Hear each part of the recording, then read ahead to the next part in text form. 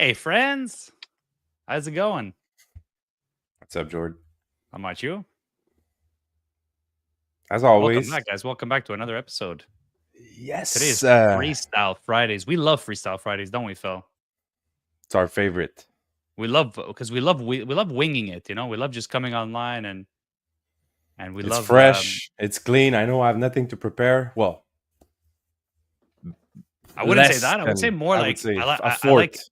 what I like about Fridays is having people come on and talking with us and interviewing people and learning about people. So who do That's we the got cool part. today? Today we have nobody. I don't have anybody planned today. I don't know if you reach out to anybody to come on. I reached out to a few people. I have somebody for next Friday. Yeah, but for this Friday, it looks like it's just you and I, bud. Yeah, How's your day? So how did your week go so far?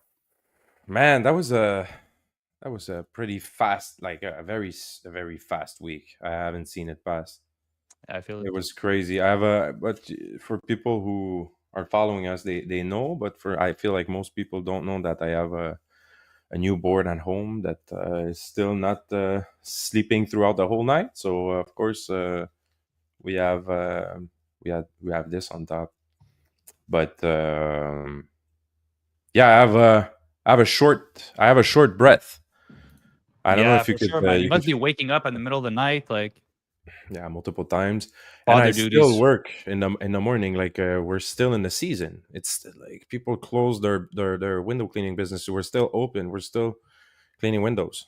Like it's still open. It's still very it's still fired up, man. Like so I still wake up in the morning for that. Also, I was on the field this morning at Hmm. 4:30 in the morning. I was out. So we're still more working a lot on a bunch of things, a bunch of projects. This podcast, marketing, click funnels, and let's go.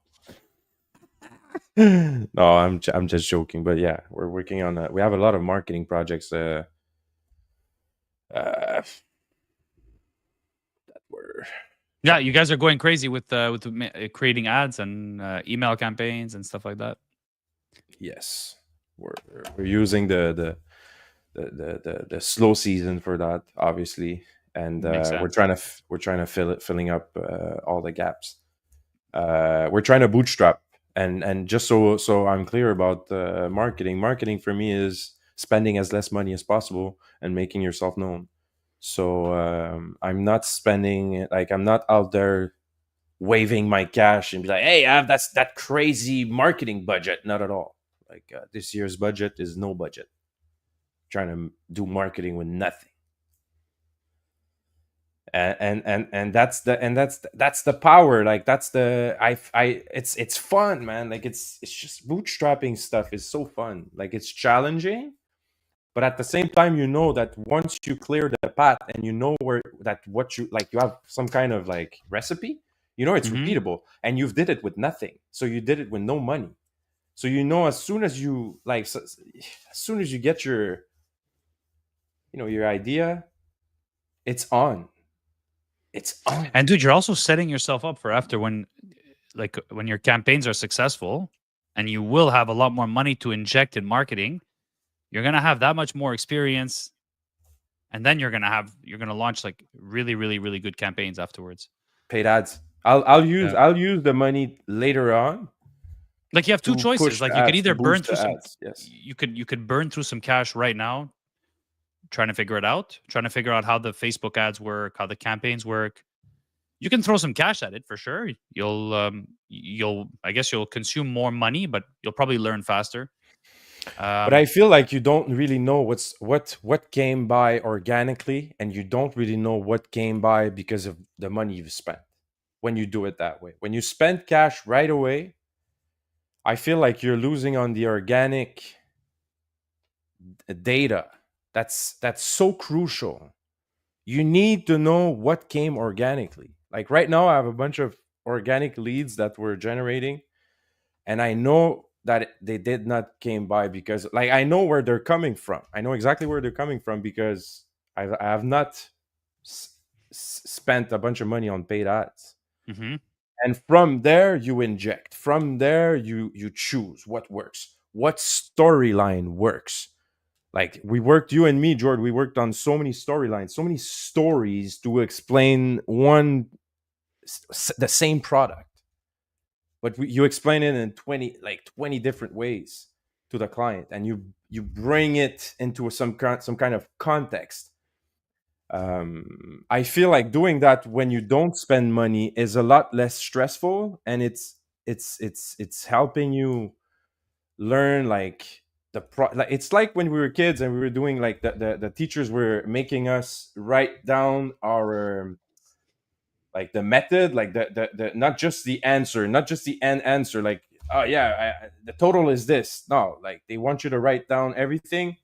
I feel like The it's making, formula. yeah, the formula, it's making you write down your formula first, and then you could bypass and spend money. But that's how we're that's how we're doing things in Uninet, and also for our clients in Stratégie Conseil. That's what we're trying to help them do with no budget. I feel like it's nothing. Nobody's talking about that. All the agencies are trying to take your money. I'll do it for you. Of course, you can. I could do that. I could be out there and push, but I feel like AI is just gonna take over, and I'll lose all my clientele. I feel like these agencies right now are losing clientele because of AI. So I Amit actually, realized when you said 10x yesterday, you meant Grant Cardone book. Really, you did the Amit did the Grant Cardone University. How was it, I, bro? When you were telling it's me last online. year when you were Cardone telling me about University is courses, online. was that what you were talking about? I remember because we sat down at one point and we were talking about courses. A course that you bought, was it the Grant Cardone one? Yeah, it's on Cardone U. It was on Cardone U. I have a bunch of courses um, about a bunch of topics, bro. Social media, funnels, like how to build funnels. I learned a bunch of stuff. It costed me less than 1,000 US. I spent 1,000 US to learn pretty much. I would say for someone who doesn't have the time, who would be full time, it would take them like a year to go over all the content that was in there. But I spent a month basically learning everything. I tried it the last 3 weeks, but I realized it was pretty expensive. So I paid for 750 for 90 days revenue challenge and so on. I have done it before for less. Exactly. So that's what I did, Amit. I also did the same thing. I instead of spending I don't know how much, I just did it in a month. Oh, Amit, I thought you were busy, bro. You were supposed to join us today. This guy says, "Yeah, I'm busy," and he's here commenting. Ah, What's going got on, him. man? But it's good, bro. He's filling free time with sales content. Like he's filling free time with being with us at the same time. I feel like you know, it took me 3 weeks to get refund for $8,800. But bro, shouldn't have spent 8,800 at this. You got a refund. Bro, these guys, they always have specials on their courses, and I'll show you a website. I don't want to talk about it on the podcast, but I have a special website. Amit, I'll show you. But let's not talk about this on the podcast. I have a special website where I get all my courses. Let's just keep it at that. But I like his So style of like I like how the guy invests in real estate. Grant Cardone is big on real estate. He's anyways that chapter that we read before on the 10x mentor. Even though for me it was a little bit repetitive, it's nonetheless golden information. How and you know what? It's funny because we spoke about that yesterday about how I tried to save money sometimes, like yeah, like, but like when I was giving the argument, like, bro, if you go to McDonald's, do you take out the coupon app and just if you could save $3, do you save the $3?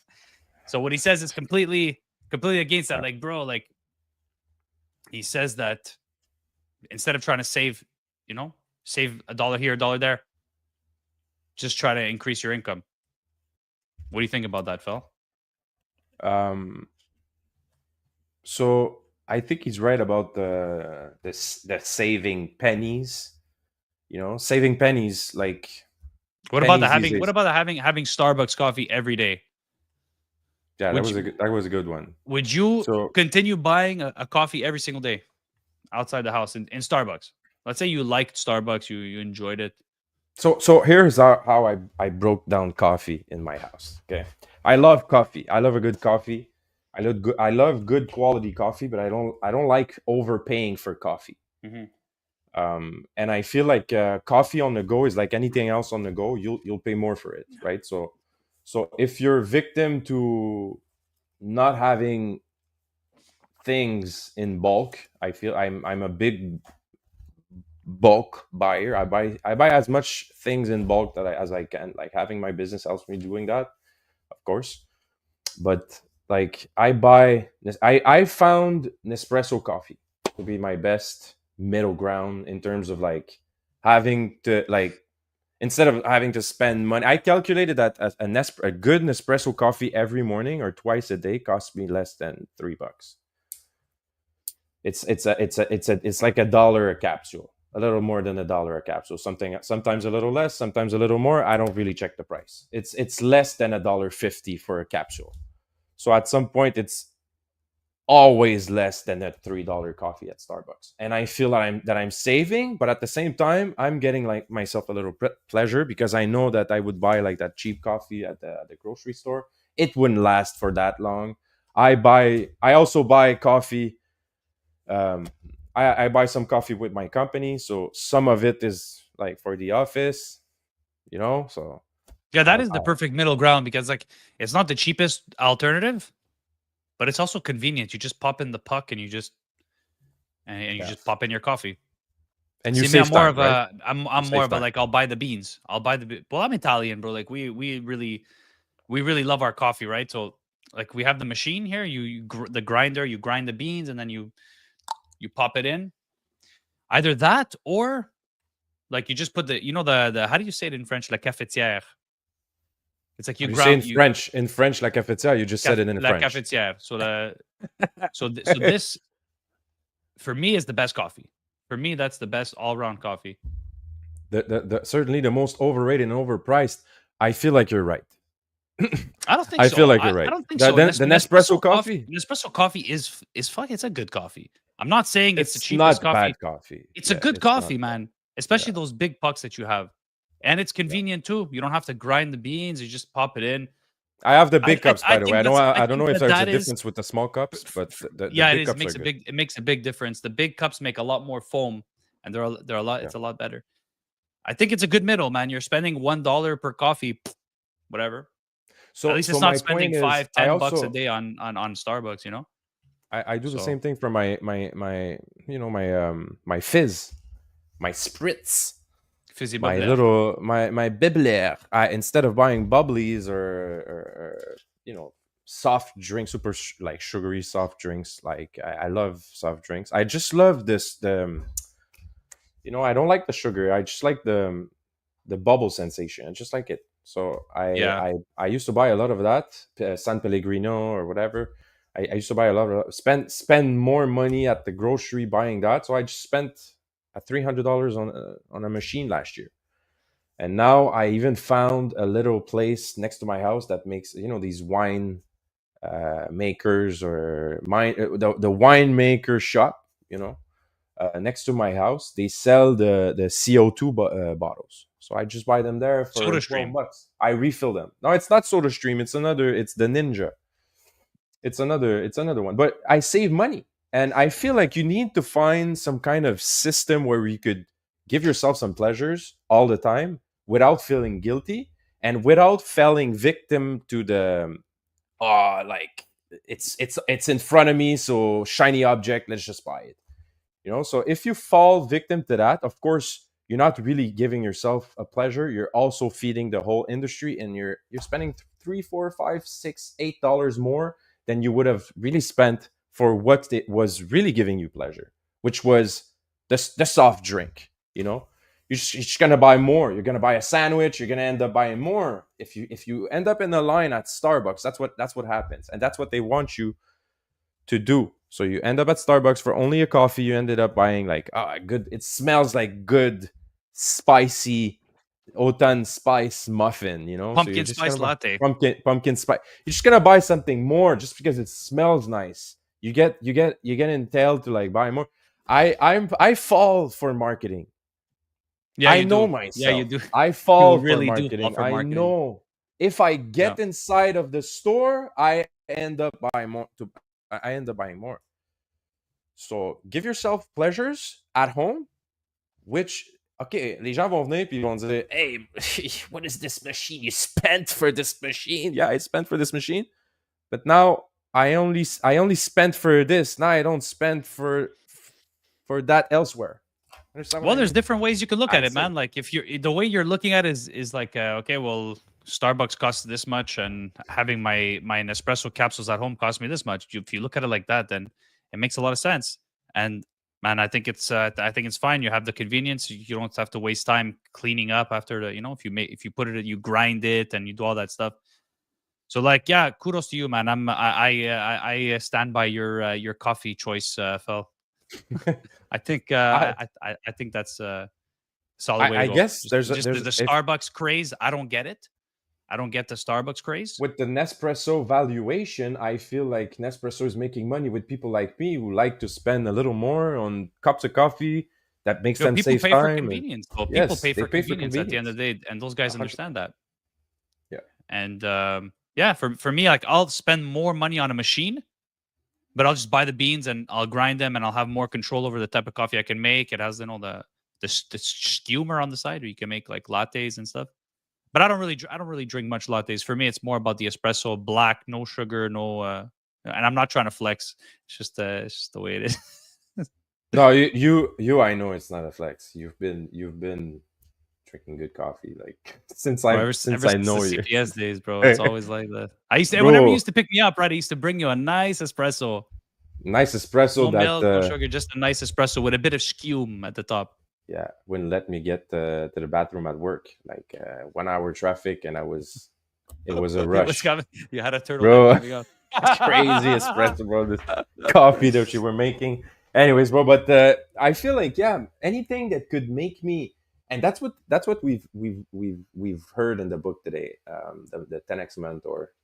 I feel what we and that's what people are missing out when they hear about Grant Cardone saying you should spend money, not keep money in the bank and stuff like that. It's more about investing in stuff that will grow your stream of revenues and and spending all your time getting better at your craft, so anything that could save you some time so you could get better at some craft that will then make you spend some money in increasing your flows of income. Like, and when I mean flows of income, I mean having multiple flows of money incoming your bank account, okay, or your bank accounts, for instance. This guy is talking about that, and I feel like it's an over, like it's an under, like it's something that we're not talking about enough. People are like 10x your business, 10x your income, but what about 10x your flows of income? Instead of having just one or two, let's talk about like going to from 2 to 5, and from 5 to 10, and then from 10 to 50 and 70. um, um, and so when I had the strategy conseil before the pandemic strike. Strategy conseil had multiple flows of income. We had multiple ways to make money, um, which was all like coming down to one idea, one mission. But we were helping a bunch of people in the industry in different types of ways, and that was bringing in commission. So we were helping people with their sales. We were helping real estate agents get client. That was before the pandemic. Of course, now it changed a lot with social media and stuff like that. But we were helping a lot of people bootstrapping their stuff. And right now, if I think about Uninet is also trying to expand their flows of business. So Uninet is specialized in cleaning industrial. For instance, we're cleaning in industrial um, plants. The Commercial usines buildings, alimentaires. Des usines alimentaires. Well, when it comes to warehouse, usines alimentaires, I don't know how to say that. warehouses, Food plants. Food food, plants. food, So for the food food plant, production warehouses. yes. When it comes to that, sometimes the to clean all the la ventilation, the ducts, the AC ducts, and all that stuff. We're not doing that. But we got asked by our clients, "Hey, are you guys doing that?" And we said no, but we know people that does. We work with people that does because we're exchanging business with a company called Pro Air Pur in Lévis, in Quebec City. They're very very efficient. We love them. They worked for us. We worked for them. We exchanged some the business. We were both startups. We were both starting up. So it was just natural to help each other's. I don't know. At some point, Kev could talk more about the Pro Air Pur um, uh, setup that we Pro Air Pur. What is this? Pro Air Pur. Pro Air Pur. Pro Air Pur is a company that cleans les ducts de ventilation. So where are you getting with this story? So these guys, we used to not make money with the cleaning of the ventilation because we just don't do that. And since we work with these guys now, when food plants are asking for that job, we know we have these guys. We refer them. We go work with them because we work on the same day. So basically, usually these were supposed to be two different companies, right? You had the air duct ventilation cleaning guys that were coming on one date because they're one company, and you had the plant and the production site and all the rest, like us, like Uninet, that were coming on another date. But you have to stop production on both occurrences. You need to stop production because on food plants you can't just clean stuff and while food is being produced under. You can't just do that. So basically, by having us all at the same time, we're able to streamline the whole process and sync our cleaning all at the same time. By doing that, we could save food plants a lot of money, and by doing that, Uninet is also making money because we're doing a little commission on these guys' sales, which was just not possible before. Because first, I didn't want to get equipped. I was not going to do that. I was not going to train my guy to do that. It was not. We're already specialized. We're not going to specialize on another. It's another thing. We didn't want to get specialized on that.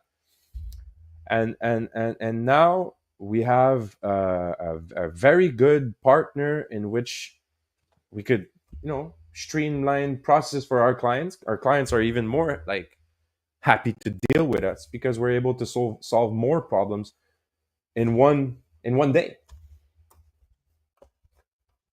So that's one very long example of generating different kind of income for your business, which you would not think about. Like if you're out there looking for solutions, you're out there for looking for new ways. There is ways without you having to spend more dollars for a new business, new clients.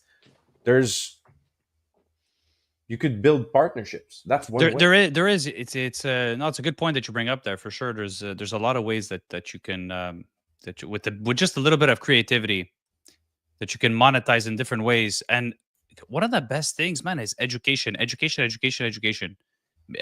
networking, obviously. Because like most people that have a business, I don't think they'll know these tricks and these techniques of what they could do to increase their revenue, to increase their revenue streams. I feel like it's all about capitalizing on what you have right now. What you have right now, capitalizing on what you have right now. But if you don't have the knowledge, how are you supposed to do that? And I feel like sometimes that I'm just like, as I'm going about my business, I'm always thinking like, man, there's got to be something else that I can do with what I have to increase to increase revenue. And I don't know. I just feel like we should invest so much in education. I feel like it's the most important thing: education and networking. I think Amit would agree with me on that. Amit always preaches Well, I feel like education and to go back on your question about the Starbucks coffee. I feel like saving on the latte will not create wealth for you. Definitely not. So saving on the coffee no, will but not bring creativity. but hold on, I will challenge that. But for the people who are spending $10 a day on Starbucks, that's $50, $70 a week. That's money you could be using to build. That's enough money to be starting a side But hustle. let's be real. Let's be real, George. Like That is being real. That is $10 a who's day on broke right coffee. now? Who's broke right now spending $10 a day on coffee? A lot of people. A lot of people. So I feel like if you are doing that right now, you're like, you know yourself, you know what you are doing. Like if you feel like it is not the time for you to change, and you just feel like drinking your coffee is the thing that you're not ready to give up, it's because you don't have anything else right now driving your attention and your focus enough for you to save that money and put it towards something else. Your coffee is You're not is ambitious. So you're saying you're not an ambitious person because not necessarily not an ambitious person. I feel if like you're you're if just you're not. broke, if you're broke and you're spending $10 a day on coffee, I think that automatically makes you not an ambitious person. Because how could you be sitting there complaining about money and still be spending that $10 a day on coffee? I can't like Okay, so who would come out and admit that they have limited thinking? Like who would do that? Who would I would. actually? I'll say it Okay, right now. so good. So that's it. So you're answering my point. You would do that because you don't have limited thinking. Therefore, you're trying to get out. You're trying to get yourself out. You're trying to look for ways. You're trying to save some money because you know that you don't know. So you know that some stuff will come out as of you searching. If you're out there looking for ways, just as I am, you know that you need the money for R&D. It's going to cost you money along the way to find new ways because you're going to make mistakes. You're going to make mistakes. If you're out there trying, you know the cost of trying.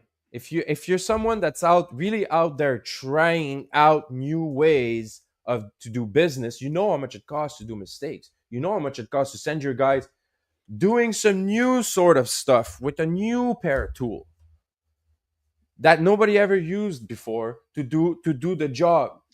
Like everybody knows that this might go to shit. This might cost you. But if you're out there trying, you might learn a new way to do the same work faster, more efficiently, and you'll win at the end.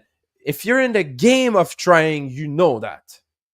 So people who don't know that, they don't know that they need to save the latte money yet. They just don't know that because they don't know how much trying costs. They haven't tried it yet.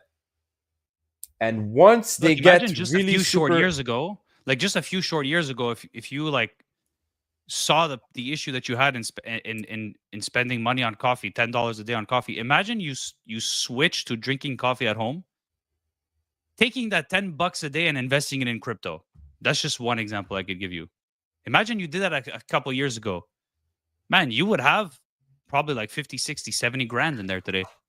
Like that's But just one little example. Then you could take that and that could be a down deposit on a house. Like, do you see where I'm going with this? Like, I understand your frame of for mind me, Bitcoin, on for like me though, Bitcoin is lottery because you didn't know it the doesn't lottery matter. ticket It's would. almost at 100K right now. But George, that's beside the George, it point. does matter Like my because 50 point, years ago my or 10 years ago or look, 5 years ago, you couldn't know that Bitcoin was going to be $100,000. How could you know? Nobody knew. Nobody knew that. yeah, but if I'm spending my $10 a day on coffee, I'm 100% sure not gonna build wealth like that.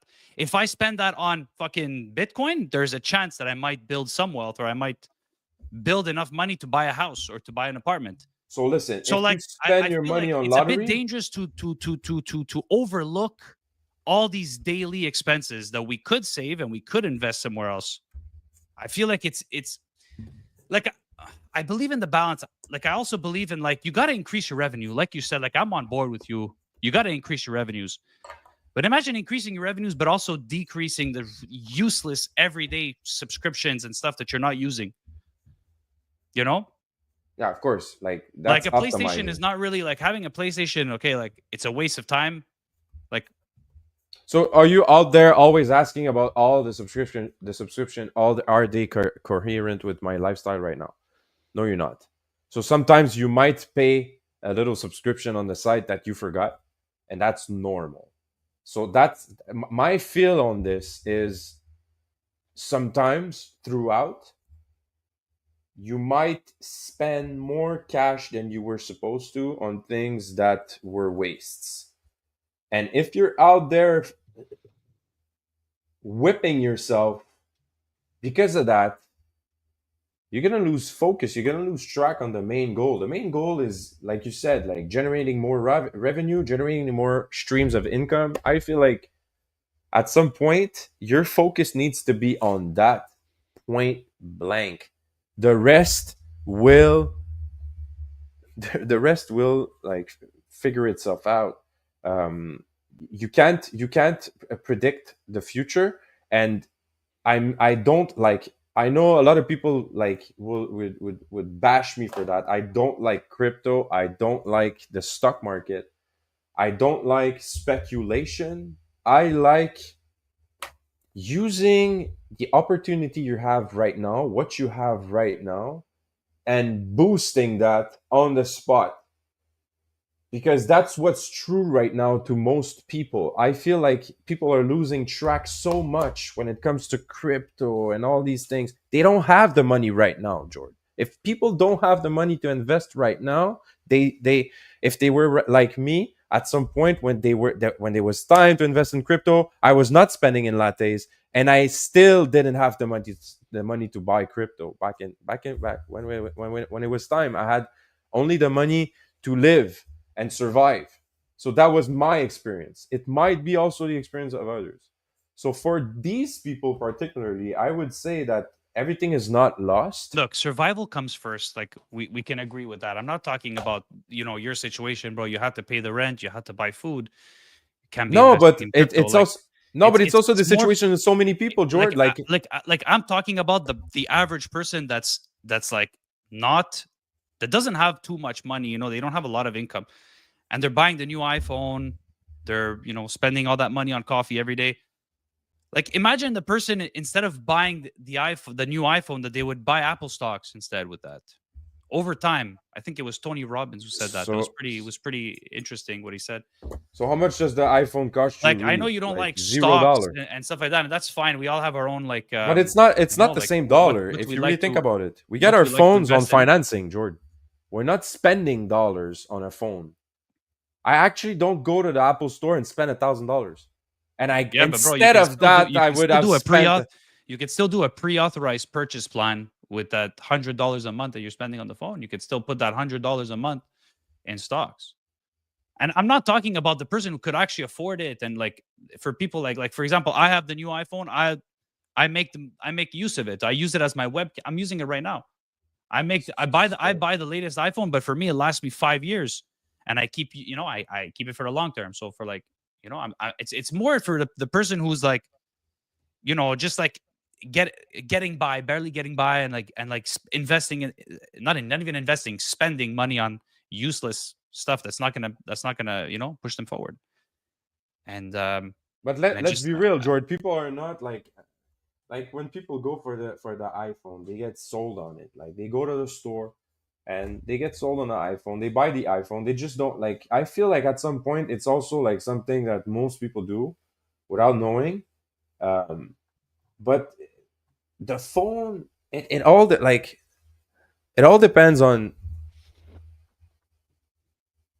what you're spending your money on and how it affects your your income. Are you spending money on stuff that's bringing you income? That's bro, a you'll question never you could should fail. ask I'm sorry, yourself. but even even if you're like the richest person on the planet, you're never going to convince me that having a 10 that spending $10 a day on coffee is ever in any world. You cannot ever have an argument for that again, like with me, because you could get a J'ai pas dit coffee for ça, 10 là, cents. mais I never said that. So I'm not arguing with you. I'm not saying that. Like I'm saying people who do that, they obviously don't have that problem. They're not really. If you buy if you have that $10 budget on coffee every day, bro, like you're not really asking yourself, what should I do with my income? What should I do with my money? You're not really asking yourself that question. Or it doesn't hurt you. Like it doesn't hurt your bottom line. It doesn't hurt you to buy that coffee. I feel like it's not even a question. People who are hurt and buying $10 coffee a day, like they need to learn something. Like I have nothing to tell them. Like it's not just that Seventy $10 percent, coffee. Think about it like this. 70% of people live to pay. 70% of the American, like average American, are living paycheck to paycheck, bro. Like most people live Right. paycheck to paycheck. So based on these statistics, I feel like people just don't know how to generate revenues for themselves. Most people only have one revenue. You only have one paycheck, and if you discover the as soon as you discover that your potential could, like in the field that you're working right now, if you sit down with yourself and you really think about it on how you could provide solutions and fix problems inside of your society with all the bro with all People the don't want to companies that have look, no most with people all don't the want to companies that have sacrifice. with all the Pe- companies that have no how do you say that they have no il y a pas d'employé pour reprendre la business. Il y a personne pour reprendre la business. Check. L'affaire, c'est que quand tu commences when you're starting from square one, you have to make sacrifices. Okay, I made sacrifices for a long time, dude. I wasn't just able to buy 3 apartments by spending every day foolishly. Like, yeah, you saw me the other day. I went to McDonald's, I pulled out the coupon. Okay, but that's just one example. But I do that on all my shit. Like, okay, here, where can I save money? Boom, boom. I look in areas of my life. Where can I save money? Where can and like you stack, you put money aside, boom, boom, boom, boom. And after a couple of years of doing that, bro, you have a down payment for a property, or you have a down payment to invest. You can invest it in stocks, you can invest it in something. And I just feel like you mentioned the thing about in the United States, like most people are living paycheck to paycheck because they're not willing to sacrifice. It's not necessarily because of how much they make, because if you look at people, even the ones who are making a lot of money are not managing their money properly. No, me, I was Most looking people to don't for know how to, ways. I was like, looking for ways to spend my money, not save it. Like I would literally look for ways to spend money more on things that would generate income. So people are saving money for the hey, bank. roommates, happy Friday. People are And saving money for the bank. If you're saving what's we money got right here? now, you're helping someone else's dream. You're helping the bank loaning your money to someone else. We got hey Warrior. Sorry, bro. I just saw your comment now. Warrior and J Romeets. Nice to see you guys. Hey, if you guys don't mind, you guys mind just going to our YouTube live We can't see your comment. and just chat, because Felix can't see your comments when you're commenting, and we would like everybody to be part of the discussion. I'm gonna put the banner up now. I think it's. Hold on a second. I'm just gonna grab it. I'm gonna put it in the comments. I don't know if you guys will be able to see it. If I put the YouTube channel. Hey, Bello, sorry. I just saw your message now, man.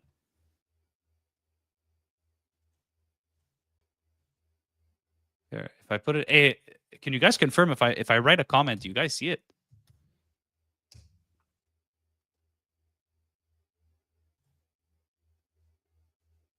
Fuck, it's too hard. Yeah, just go on YouTube and write The Strategy Vault. You should see us. YouTube.com, The Strategy Vault, or The Strategy Vault podcast. And you should be able to see it. So I can see the comments, and also all because I don't know why Instagram doesn't let us share Yeah, it all doesn't your let us comments. share. That's weird.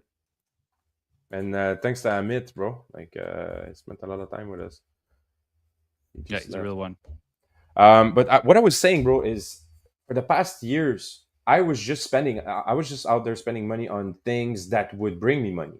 So I was trying to spend money on either tools or marketing that would I'm fine with that. I'm Bring totally fine with that. I so you totally agree with understand, it. I didn't Yeah, have money for real estate and I only had ideas. I it was doesn't trying matter. to finance my ideas with like Doesn't I matter, was bro. buying. So that's what I'm saying. So we're actually saying the same thing. So you were saying save your money for a down payment for a house. Save your money to I'm invest so your I'm money. It saying doesn't have to be in a so house. so I'm saying We're both talking the same thing, but investing in different things. That's yeah, but totally I fine. understand. But I'm saying if you don't want to do that, you might not want to do that. You might not be interested in real estate. My dad didn't like real estate. I didn't like real. I grew up thinking that real estate was complicated. My dad told me, I used to have a block and it was complicated. The tenants were not paying, and Yeah, yeah, yeah, yeah, yeah, yeah, yeah, yeah. I I grew got up that thinking that. same speech from my parents.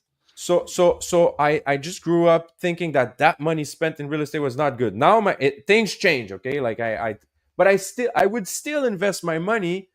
And we talked about that off record. I was talking to you about spending money in commercial real estate. I feel safer spending my money in commercial real estate. I want to spend like a $1.5 million, $2 million on a Because you're a bigger. B2B, you're a B2B kind of guy. You've always been a B2B kind of guy. And everybody should invest in what they know and what they're comfortable with. There's not one solution that everybody should just go, I should invest in the stock market. I should invest in real estate.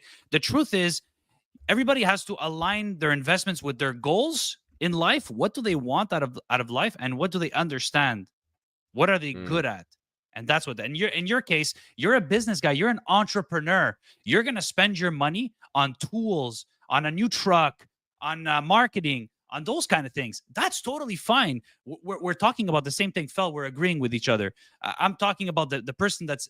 And when I made the correlation with people who are spending money on $10 a day on coffee, they could be like putting that in crypto. That's just one example.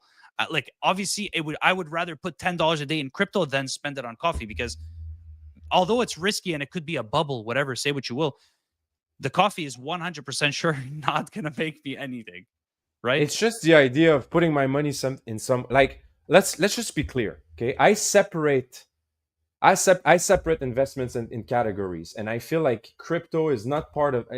I just don't like talk. I just don't like to talk about crypto and all these investments, because they're the type of investments where you need to buy them and sell them. I don't Tony, like that. I don't like to hold my money somewhere. I want my cash to use. I want to be able to use my cash flow to do something. So I like to like say something and then put my money on that thing later on and push it, boost it to the max. And then it provides me with like a bunch of contacts, opportunities, and we're growing not only like one only and one and only thing. I love having multiple sources of. I feel like I'm a very insecure guy. I feel like I'm a very insecure guy. So you know what? Like having my money in one place and waiting makes me really insecure. It makes me feel like I could like get it stolen. Like anything could happen. Anything. I feel like that's the end for me. That's the end game. Once I'll get my multiple flows of income then big enough then you that they diversify. generate, I will diversify. I won't just keep my like, but it will definitely be less than what I have invested in all of my baskets, in all of the things that we're talking about either on this podcast or not, like the stuff that we're growing in the back end. And then I like the stuff that's not there yet. One of our friends is going to come on this podcast, show us his project. I want money for his project aside for that, because I know it might help us in some other stuff. So if my money is all in these decisions, because you need to take a decision, you need to choose your crypto.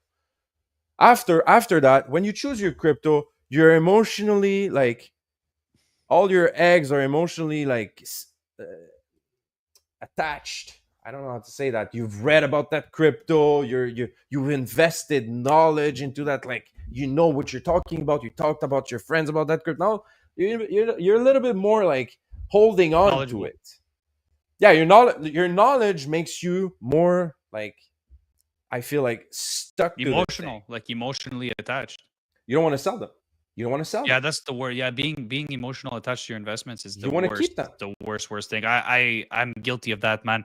I once had this I had this crypto and I'm still holding it. Honestly, I hate myself for this. Dude, I bought like I think I put like $500 or 1,000, like max $1,000. No, less than that. I put like 400 or 500 bucks. Bro, I went all the way up to 6,000, Wow. 6,005, Should have took it and out. I didn't sell it because I was emotionally attached. I thought I was going to continue going to the moon. So I'm like, but in my head I'm like, oh, it's 6,000. It's not life-changing. Fuck it. Looking back, what do you mean it's not life-changing? I could have cashed that out and put it in something else and let it grow somewhere else. But no. I got emotional. I thought the FOMO effect. FOMO is my worst enemy because I thought that by selling it, oh, if it continues going up, I'm going to hate myself. And I held it, and now it went from $6,000 of value all the way down to $200, and I'm still holding it. It's at like 250 right now, and I'm looking at it like, what the fuck is wrong with me? I put $400, it went up to 6,000, and I didn't sell it.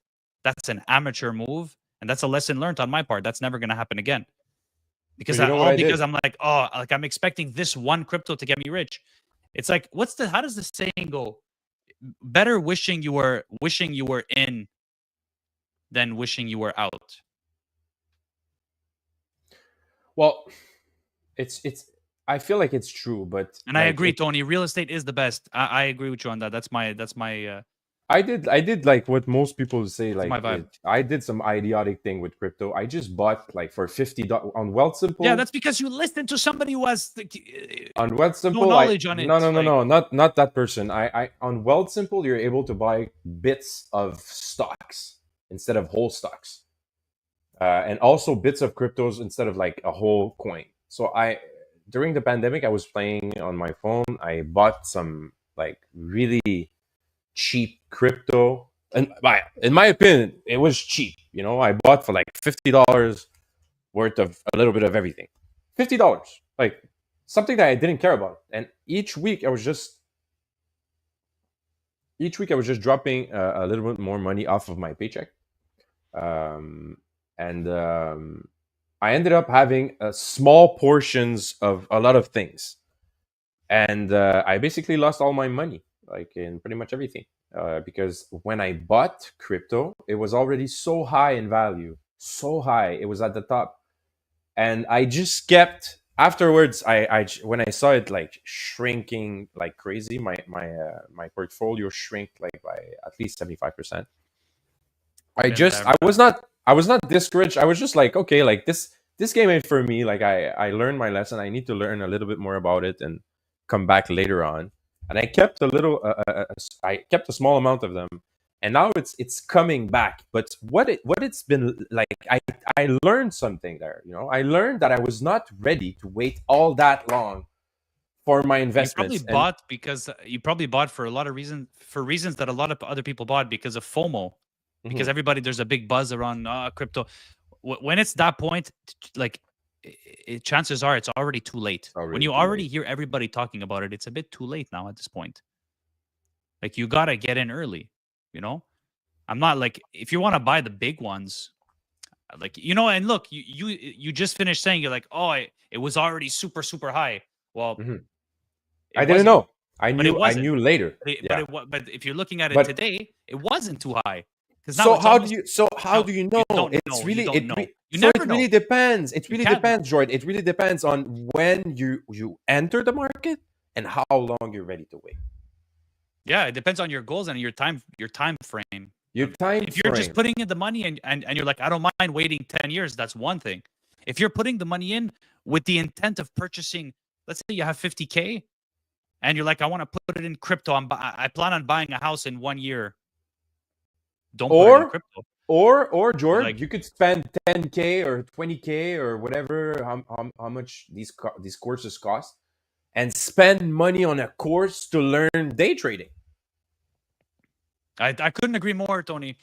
Tony Internazionale says, real estate is secure, it grows in time, and also pays monthly. Cash flow.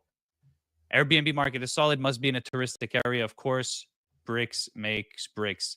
You're absolutely right, bro. Like, real estate is a sure path, Mhm. in my view, to getting rich if you just play the game properly. If you just over time you keep buying and buying and buying and buying because it's paying itself off.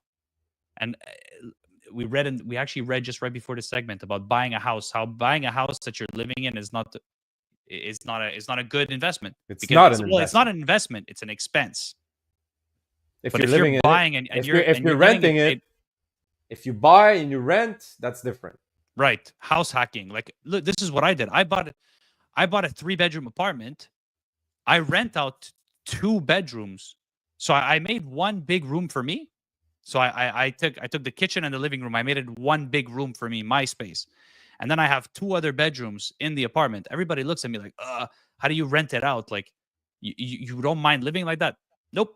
I don't mind living like that because those 2 tenants, those 2 people that are renting out the rooms, sometimes I cross paths with them in the hallway and it may not be the most fun, bro. It's fun because I have no expenses to pay out of my own pocket. The apartment, I got it pretty much for free, and it's just gaining value over time. And all the expenses, it cost me zero to live. Cost me $0 to live. And then what? It lets you It's have a gaining certain value. lifestyle. It lets you have also a certain lifestyle because of it, because you're also stress free. So it makes you think about all the other things that now you can do, which is not Right, possible if you're going paycheck to paycheck, fucking struggling, just struggling to meet ends. Like, it's not right. gonna happen. And the beauty of it is that I only rent out the bedrooms during summertime. During the So it's a winter time, sacrifice. It's like so you I say it's sacrifice. not fun. I like the always part. I just love this part because when we talk about real estate, it's these guys they always make it seem like it's so Seem like it's glamour, yeah, like it's I so agree. cool and all that. You And it live is. the And don't get harsh me wrong. part first. Yes, You're there yes, to like and now you're starting to rip to get the fruits out of them. Je sais pas comment dire, mais t'es en yes. train de bear these fruits. C'est ça qui est vraiment intéressant. Yeah. At the beginning, I like the start about the beginning of things. it's like the snowball effect. You start with Yeah. one property, you rent out the spare bedroom, or you buy a duplex, you rent out the other. But it's like a snowball effect. Over time, you could. So what you do is you buy so it's called the BRRRR strategy. I wish I could pull it up. BRRRR, BRRRR. Buy, renovate, rent, refinance, repeat. BRRRR, BRRRR. So you buy the property, you go to the back. Renovate. Sorry, you renovate it, you rent it, and you go to the bank. You say, "Hey, look, I'm getting this revenue in now. That's adding on to my total revenue, and I also made some renovations to the property. So please send the evaluator to go in. Evaluator goes in. Okay, now your house is worth this much more. Now, okay, perfect. I would like to pull that equity out. Now you take that equity out and you go and you buy yourself another apartment with the equity, and you just repeat over and over again. Buy, renovate, rent, refi, repeat over and over and over again until you get to $100 after, and then So for Uninet, let's and be real, beyond. we're not. We don't want to spend that type of money right now because we're not ready. We don't know yet where we're gonna be establishing our business. It's weird because we love Quebec, we love Montreal, we love Quebec City, we love Trois-Rivières, Saint-Hyacinthe, we love all these cities. We have a bunch of clients in there, but we feel like our services are we're going horizontal. On s'en va on travaille de façon horizontale. On s'en va de plus en plus vers l'Ontario. Like, where am I going to be spending $2 million on a commercial warehouse for my business? I don't know yet. So I'm not stressed. I don't need space right now. I'm using storage space. I'm good with that. But once I get to the commercial thing, I feel like we're gonna go big. We'll go big. And we're gonna be using those commercial spaces to maybe house other businesses that are complementary to what the service. Like I said, the services that we offer. will house Pro offices and some other businesses that help us, deliver to clients. Right. Real estate is good. Even the commercial. I would like to get into the commercial real estate as well. That's I don't know it as much as I know the residential space, I but finance commercial. I would like to learn. I know how to finance it, And I but just I want to don't answer. know. I want to answer Tony's question. Tony has a Yep. question here. I'm just gonna pull it up. How does it work in Portugal? So Tony wants to know, how does real estate work in Portugal? Do you need a bank account?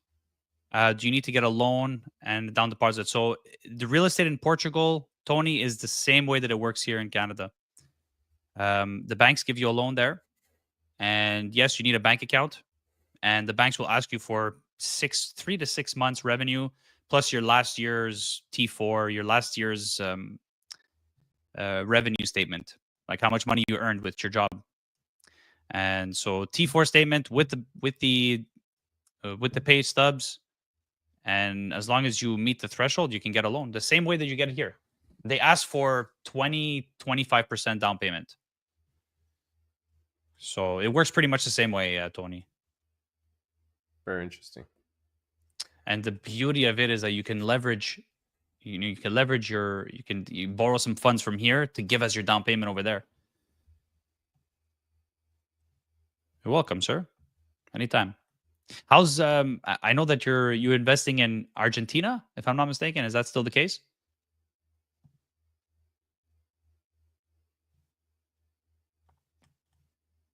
Like, I like the fact that even if real estate here might be getting a bit too expensive, you can always look at other countries. There's always a way to buy. 100%. There's always a way to get involved in real estate. As long as you know, like, where to put your money to work. Beautiful, bro. Beautiful. I want to see. Send me some pictures after of your apartment. I would like to see them. 2 properties, bro. Let's fucking go, man. Let's fucking go. Wow. Good stuff. Hey, that's good, bro. I love hearing these stories. We want to show people, like, some people are starting. You talked about the snowball effect. I want people to understand the importance of putting your money in offense, not in defense. So when we were talking about saving money a little bit earlier, Jordan, I want to just make it clear. I'm not someone who doesn't like saving money. I save money. I make sure that we're optimizing. But I feel like putting your money in offense means putting your money where your mouth is. If you say you're going to do a project, you invest the proper amount for that project to live on, not just always trying to, like, choking the project with, but bro, like, can't. Like, Feld, the thing is, inflation is killing us. Inflation is killing us. So when people are just putting money aside just to save it, your money is losing value every single year. So when I say save just to save, I'm not talking about save to save. I'm saying save to invest. Yeah, because if you save $1,000 this year, I'm saying you're getting $1.50. You're getting $1.50 interest. Let's be real. Like, saving your money is not going to get you anything. That's what I'm saying. You need to put your money in offense so Yes. it works for you. Yes. You need marketing. You need to get known. You need to At get the minimum, out there. Buy a At the minimum, camera. You need to beat inflation at the minimum. Let's say you just want to stay stagnant. You just want to stay like this. Okay, well, you gotta get 5% returns. But who will get out there and admit, I want to stay stagnant. I want to stay plateau. Well, who says that, bro? The people that are saying that are the people that are saving. The people that are saving their money and just putting it aside, those are the people that I'm talking to. And those are the people that are essentially saying, I want to stay stagnant. So the middle, like, if you consider yourself right now middle class, who's the middle class? Like, Grant talks about 40% of your income should be in investment. Is that true, Phil?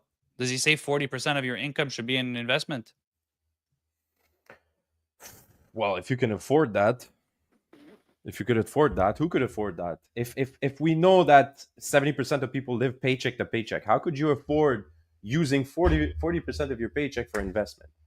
You need that only means one thing. That means you need to downgrade. Amit knows this. Amit knows this. I'm sure when Amit moved to Portugal, Amit, is it true that you moved in with a bunch of friends? You guys all saved up, pooled your money together? There's always a fucking way to do Yeah, it. There's always a way. I'm tired of hearing excuses. I'm it's living true. paycheck to paycheck. That's on you. That's your fault.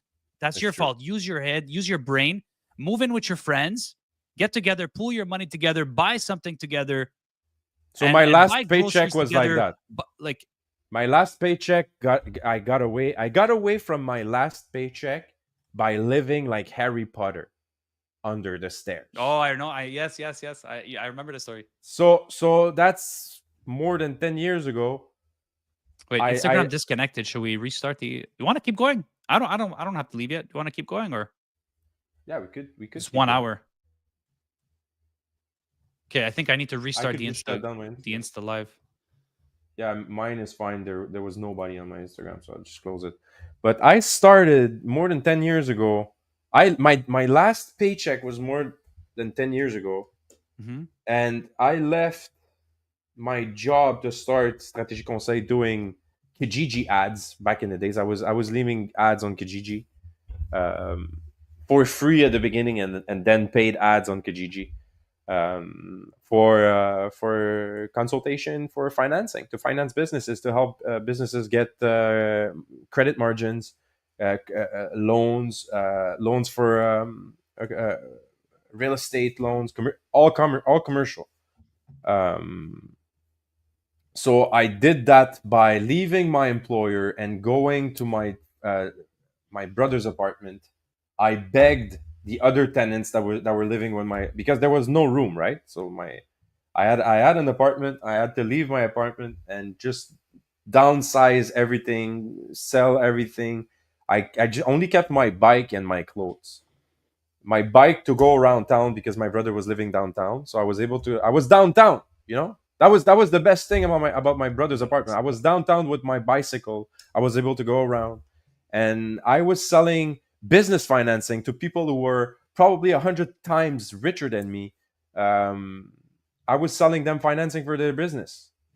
I was wearing that only shirt I had, and I was going to appointments. I booked appointments with clients that were like 100 folds my value, and that's how I built my thing.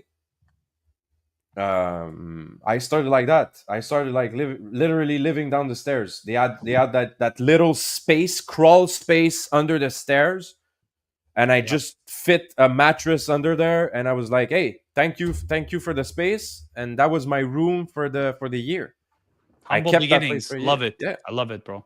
I kept that for a year, and then moved on to my first apartment with my wife, my soon to become wife. She became my wife later on. But when she met me on that mattress. And you know what? Because she met me on that mattress, and she was not judging me, she became my wife. That's a crazy story, because she actually didn't judge me. She actually was part of the struggle since the very, very beginning. We met at that time, That's and really and and inspiring. we grew everything together. And I don't know if she's in the live right now, but yeah, pretty much of everything that happened is a good 50, if not 60% of it. A good part of it is because of her. You're And a that's lucky where guy, man. You're a lucky guy. It's not easy to find that. so here we are, man. Like here we are, doing this podcast, trying to like help people bootstrapping their ideas and telling them like, hey, it's possible, guys. Like, it's totally possible. Me and Jordan had very, very, very Yep. normal Hey, upbringing, as Subweb. normal as you could. You know, my parents didn't help me bootstrap this thing. His parents didn't buy him the apartments he bought.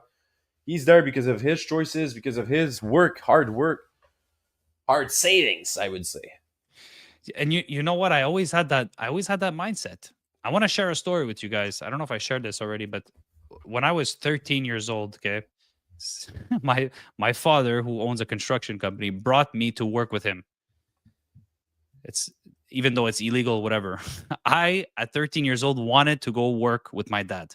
So he brought me to work. He woke me up at 4 o'clock, 5 o'clock in the morning, and I went to work with him, and he paid me a small salary, whatever it was. I think it was like $50 or $60 a day, but for hard fucking work. I would wake up, I would Mm, be shoveling sand and mixing the cement, that's tough. and it Ça was dépend. really, really tough. It was really, really Mhm. tough. So I got to learn the value of hard work at a really young age. And I remember one time we were shopping at Costco, for groceries, and I saw a video game that I wanted. So I look at the video game. I'm like, Dad, I want this video game. He looks at me. He's like, okay, son. He takes the video game, looks at the price of the video game. I think it was like $60, something like that. He's like, okay. He's like, if you want this game, it's $60. He's like, if you want this game, keep in mind that it's going to cost you waking up at 4 o'clock in the morning and ending your shift at 8 o'clock at night. So he was like demonstrating to me that if I wanted this game, it's going to cost me that sacrifice that I'm doing during the day, which is wake up early and go work. At 13 years old, I'm learning this principle. How fortunate am I? And you know what I did? I look at my dad. I'm like, no, thanks. I don't. You said no to the game. Oh, you didn't. No to the game. I said no to the game because in my head I'm like, I gotta struggle and So in my mind at that age, the game wasn't valuable enough for me. Crazy.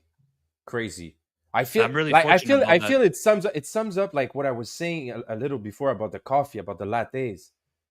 You're buying lattes because you didn't have that lesson yet about the valuation of your time and what you're spending on, like, on this and it's a choice. Like, if you're spending $10 on lattes, it's on you. If you have the money, you're secure with that. You don't care. Like, Grant Cardone said that in one seminar. He's out there like saying, well, he's spending on Starbucks coffee. He doesn't care. He buys that every day.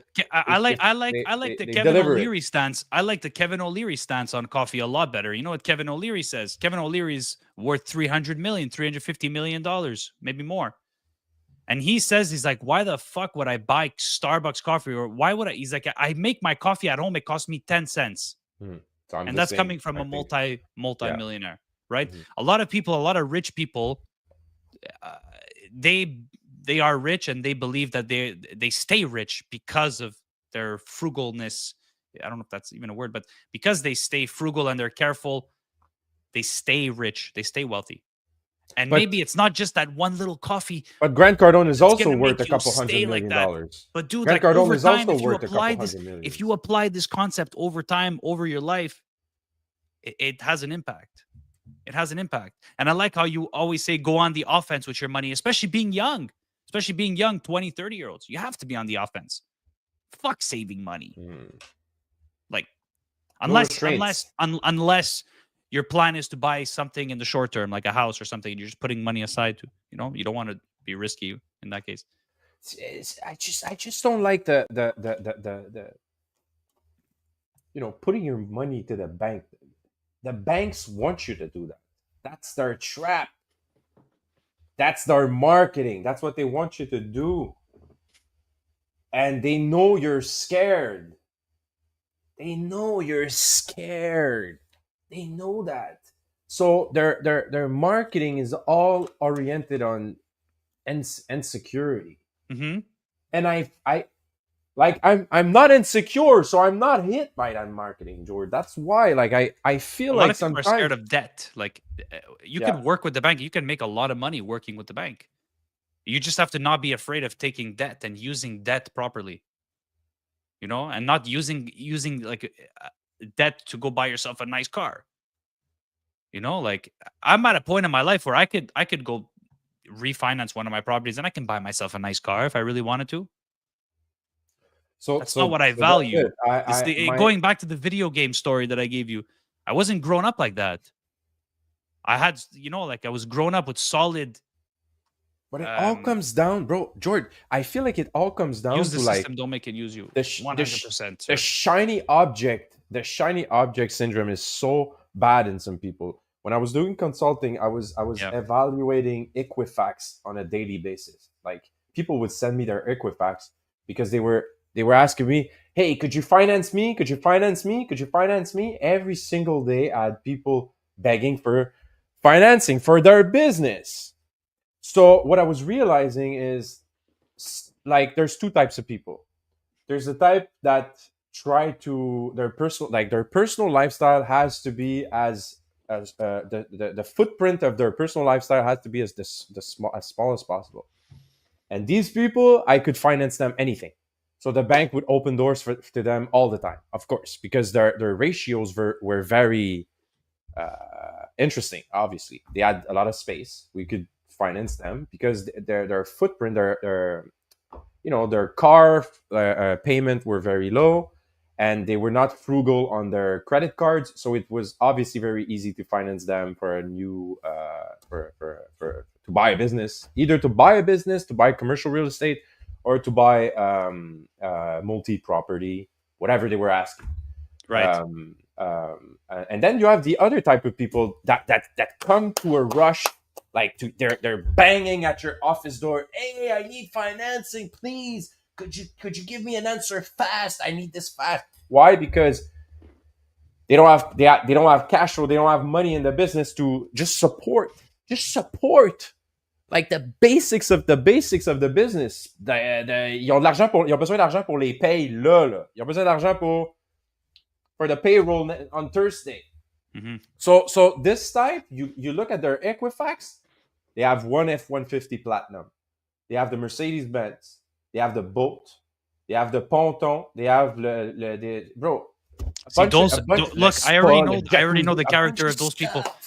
Those are the type of people that are spending $10 a day on Starbucks, because those are the people that are not like. Well, they can't afford it anymore. When they come to my office, they can't afford it anymore. I'm going to reference Kevin O'Leary because I love the way that how Kevin O'Leary talks about money. Like each dollar is a soldier going into battle.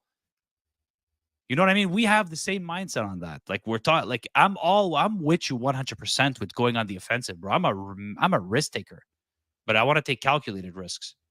You know, and I want to save as many of those soldiers I can to go into battle.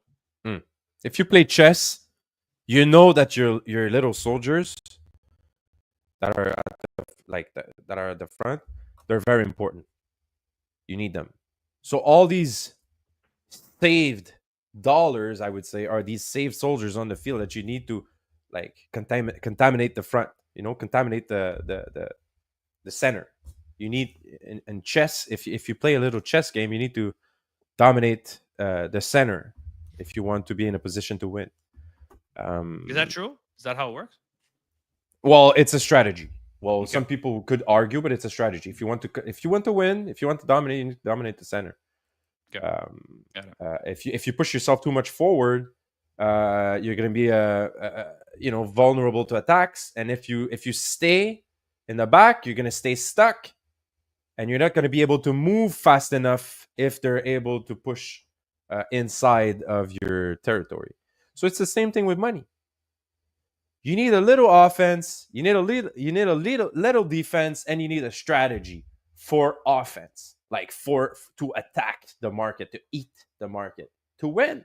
Part of having a bit of defense, in my opinion, is to have, and I know this is, I think, where we disagree, is to have a little bit of money as an emergency fund. I believe that it's important to have that little emergency fund as part of a defensive strategy. As part of a defensive strategy, right?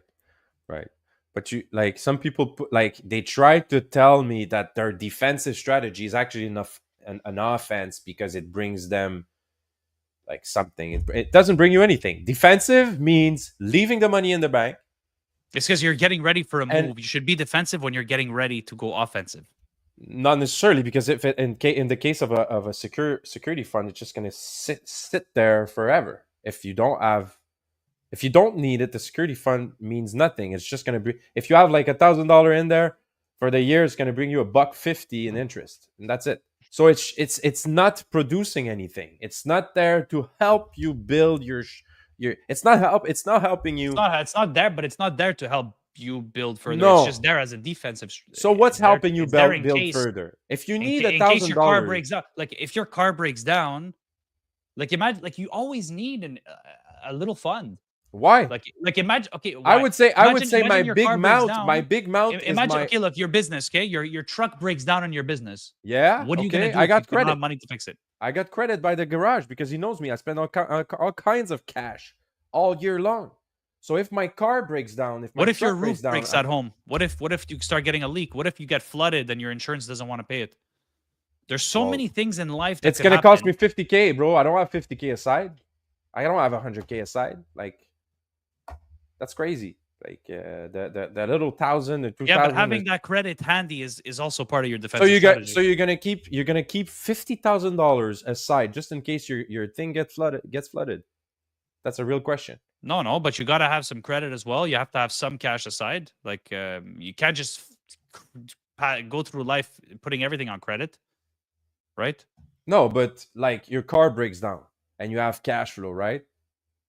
Like I'm not talking if you have a paycheck. Like I'm talking if you have a business. I have a business. So if you're asking me, I I'm telling you right now, it's been the strategy for the past years. How do we do it? Not with security funds. The security funds is invested in marketing.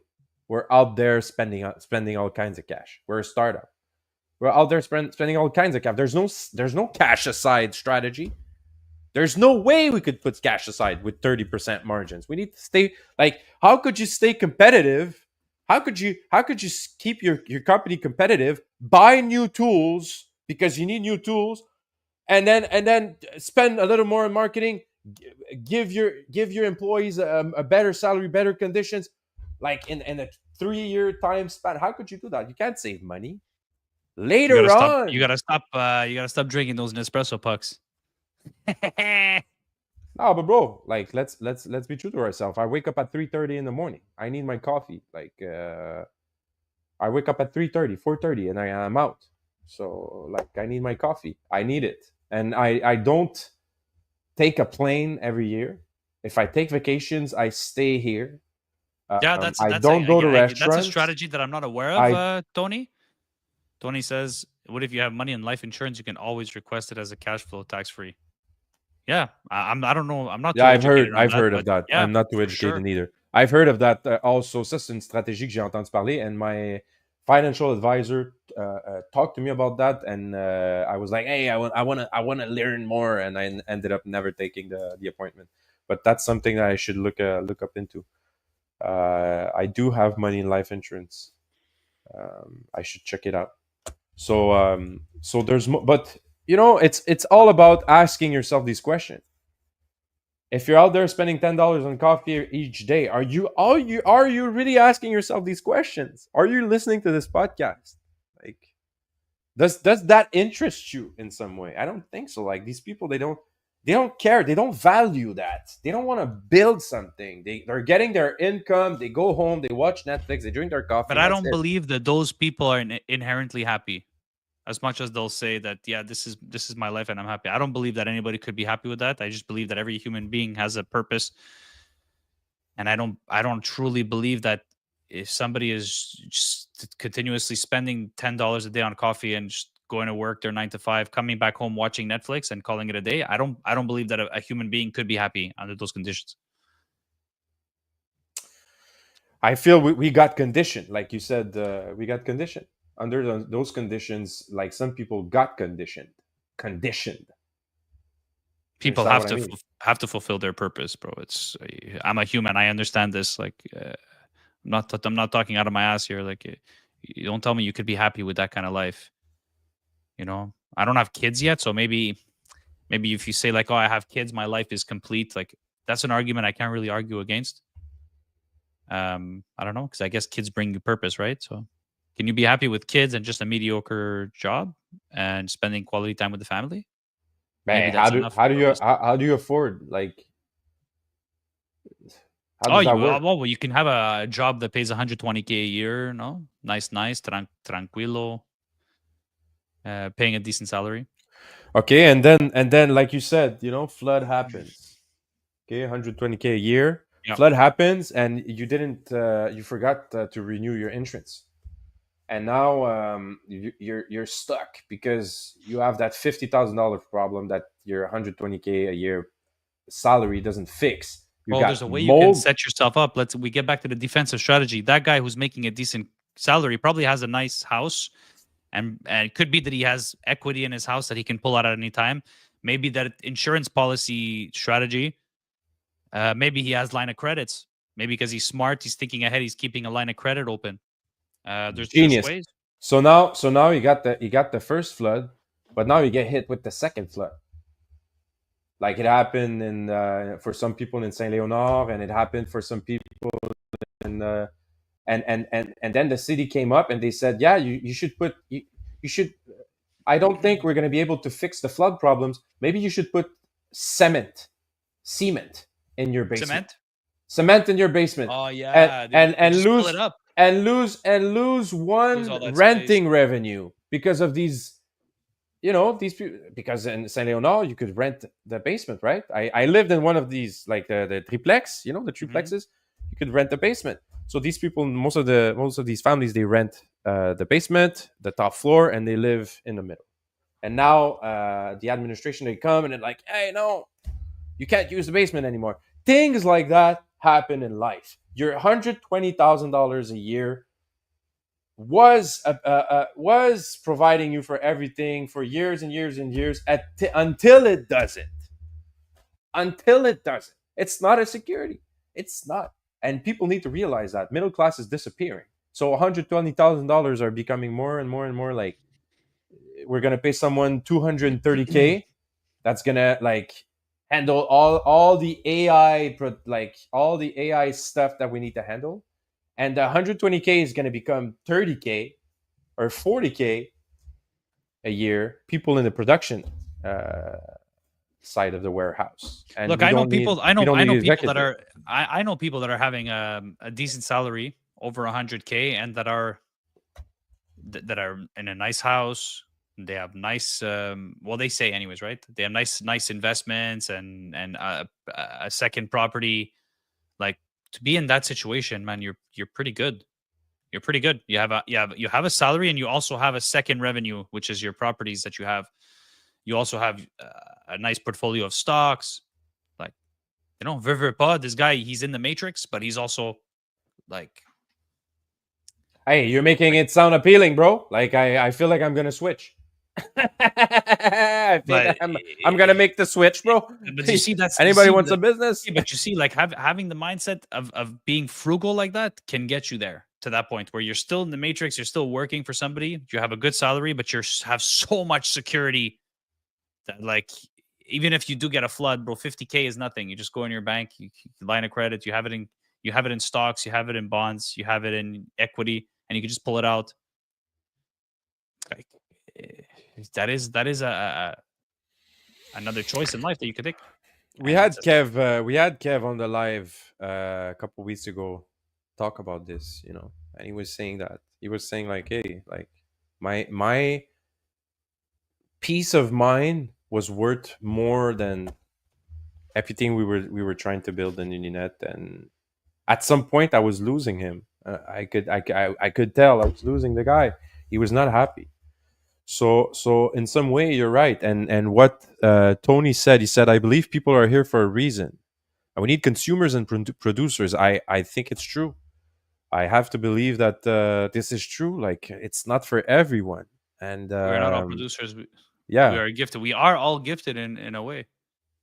we could all We learn all were sales. born with Let's it. be real. We could all learn sales, okay? Like, I was not a sales guy. I was scared of sales, and I learned sales. And sales is a very good vehicle to a bunch of, like, to grab opportunity in life. When you know sales, you're not scared anymore to, like, risk it, and put your money, like, where your mouth is.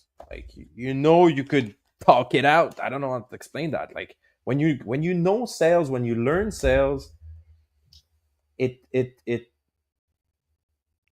turned I feel like it turns the tables around a little bit. You feel like you're more able to connect dots without having to uh, fall into opportunities like they're magical occurrences. They're just like, things that happens in life.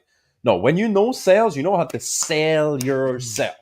So you know what to do in situation of like when adversity comes. You know that you're going to be able to sell yourself out. Um, it's a capacity that you learn. You could learn that. It's not a talent. It's not a, it's You're not born with it, and you're not like, I hear people all the time, like, and we've heard that, you and me, George, quand on travaillait dans les centres d'appel, like in call centers, people are always, ah non, moi je suis pas bon en vente. Do you have customer service? Like customer service is harder than sales. But that's That's what because people don't understand. people don't want to have the pressure. I think that everybody knows how everybody has it in them to sell. And we spoke about this a couple of lives ago, like when when we were kids, we were the best sales. We were the best salespeople when we were kids. We always tried to sell our point of views to our parents. You wanted to sleep over at your cousin's house, or you wanted them to buy you that ice cream. Like we were born learning how to convince people to adopt our views. So I think everybody has it in them. Is it just maybe a question? Not only convince, kids force you. You know how kids are? They sit down. No, I don't want to walk anymore. Bro, they force you. Yeah. You don't force anyone. You don't force. Nope. I think Fel just got disconnected.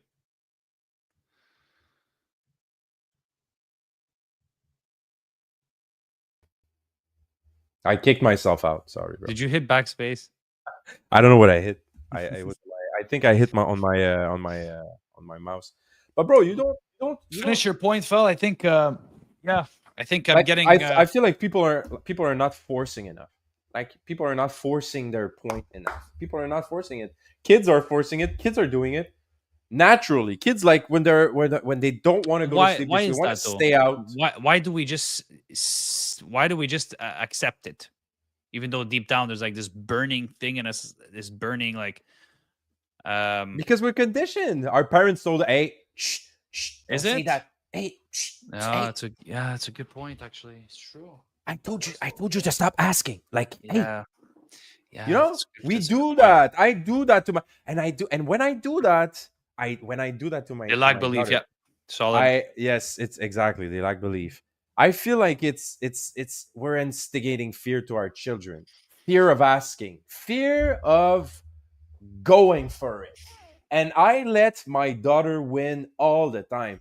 When I feel like she's having a point, you know, and she did well, she was like she did okay. She I don't know. I You're don't. like, oh man, you Ah, son yeah, of a man. I let gun. her win. I let her win. I let her win all the time, and she became like more and more like she knows what to say to her daddy. And I feel I maybe feel it's like I because would it's I would encourage that. Like if they would have a good we point do that with little letting me do it, girls I'd be though. like, ah, it's a good We do that point. with little Okay, girls. I fine. feel like little girls Even are even though always. it's like maybe not the best thing that she should be doing in this time. Okay, you know what? All right.